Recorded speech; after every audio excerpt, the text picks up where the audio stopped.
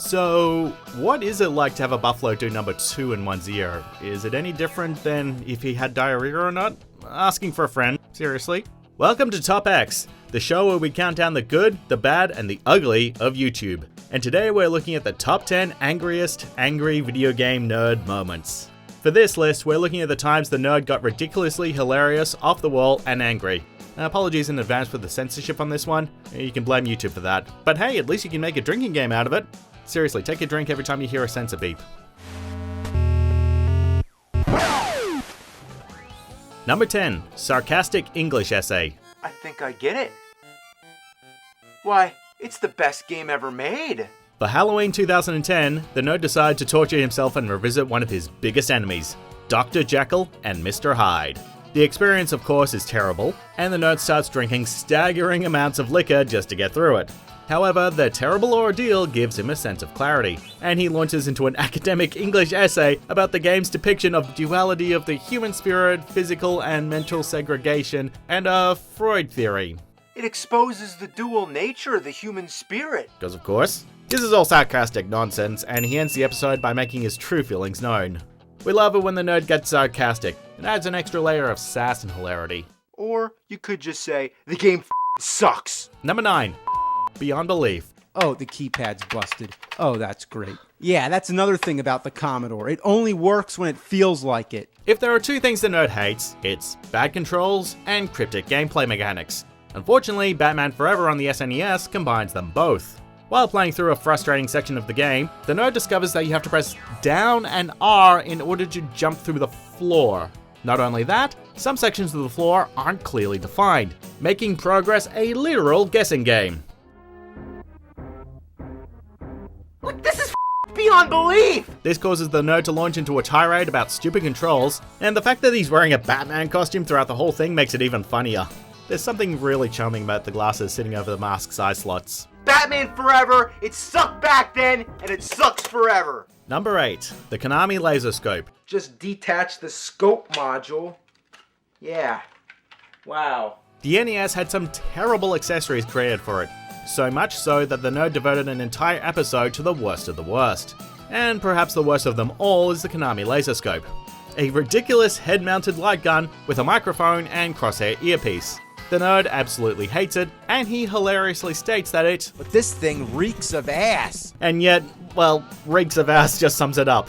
He proceeds to tear into the LaserScope's annoying voice activation mechanic, its ridiculous physical design, and its tagline. You know, basically every single thing about it.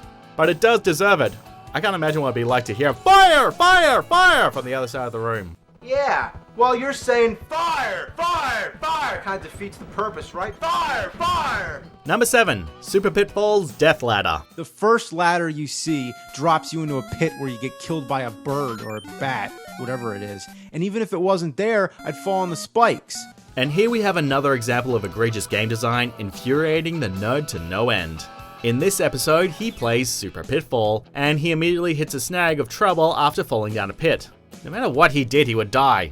This causes him to launch into yet another vicious tirade against terrible game design, sarcastically asking for extra obstacles to make the segment even more unfair. You know, I'm disappointed. Couldn't there have been lava on top of the spikes with fire sharks swimming in it? You know, like lava sharks, upside down volcanoes, laser cannons, you know, your usual go-to death traps. The nerd's derisive rage, mixed with hilarious imagination, helps make this one of the most memorable segments in AVGN history. It would also later be referenced in his video game, Angry Video Game Nerd Adventures, a moment that would lead him to get angry at himself. Good job. I can't even blame anyone but myself. I came up with this. What was I thinking? Number 6. The Schwarzenegger Rage. Is he wearing pink? Why'd they put him in pink? Sometimes words fail to convey just how frustrated you are, and when that happens, a screaming montage will suffice. While playing Predator, the nerd accidentally presses start instead of continue, the result of a terrible bit of menu design. This causes him to launch into a wordless temper tantrum of the ages. Oops, I hit start. I hit start. I gotta go all the way back to the beginning. Ah!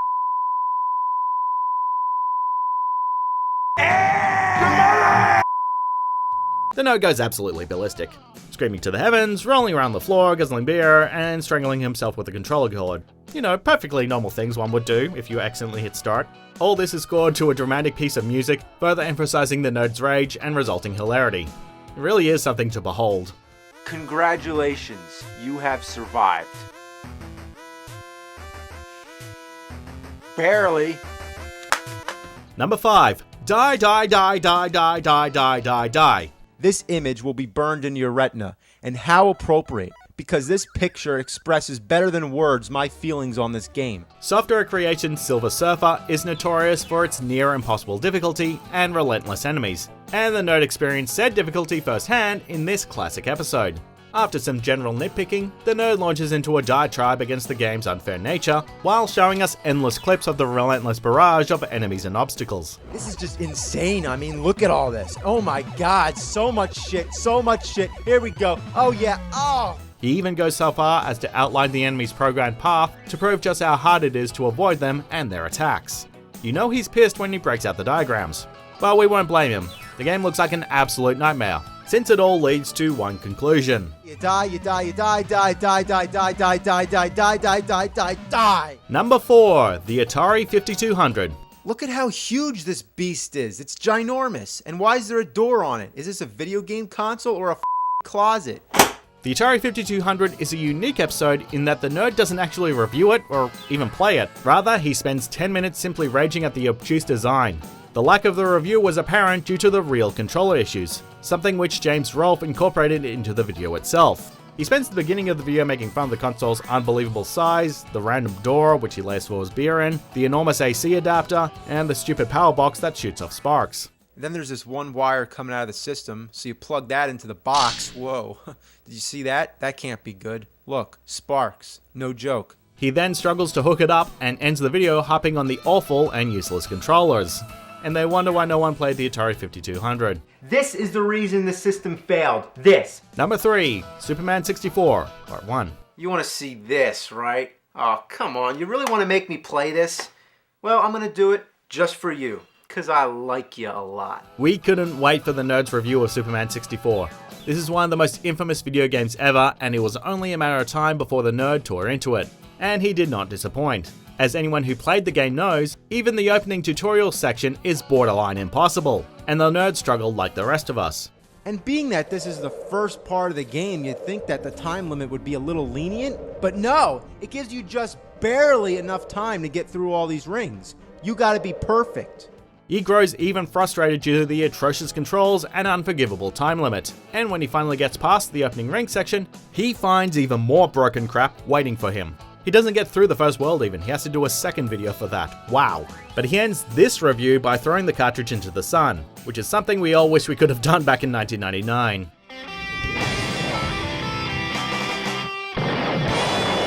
Number 2. Everyone hates Deadly Towers. Deadly Towers on the NES. First of all, what's with the poorly drawn Herculean Viking guy on the cover of the game? What, was Fabio unavailable that weekend? Deadly Towers on the NES was notorious for being unfairly difficult back in the day. So, in order to convey how much anger this game can cause, the nerd decided to turn to the greatest cesspool of hate to create the script for this episode: the internet! What this results in is a non-stop barrage of anger and hate with barely any room to slow down. It's like the nerd gathered all the collective hate this game caused from all over the world, compressed it, and exhaled the worst parts. And this game really pissed a lot of people off, because the amount of hate the game caused broke language barriers. Das Spiel ist scheiße! Dieses Spiel fickt dich hart das Leben! Well, I gave that a try. That's some accomplishment. This game is ball cider! The assholians bow down to this piece of shit! In other words, the game sucks. Before we continue, be sure to subscribe to our channel and ring the bell to get notified about our latest videos. You have the option to be notified for occasional videos or all of them. If you're on your phone, make sure you go into your settings and switch on notifications.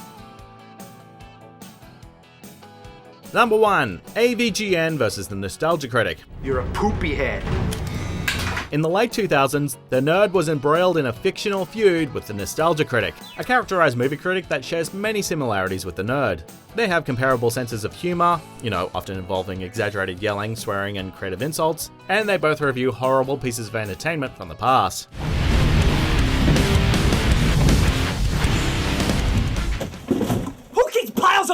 boxes around. Honestly. Oh, don't you talk about my boxes. I like boxes. That's the thing I ever heard, shit mop. Load of Monkey. Their feud culminates in a 5-minute long fight that includes many action tropes and a barrage of wild insults. Oh, and in the end, Super Mecha Death Crash has to intervene to put an end to this fight. Or did he? The nerd has been angry before, but he's never been dress up in Nintendo accessories and shoot someone with a Super Scope angry. That's a special kind of angry.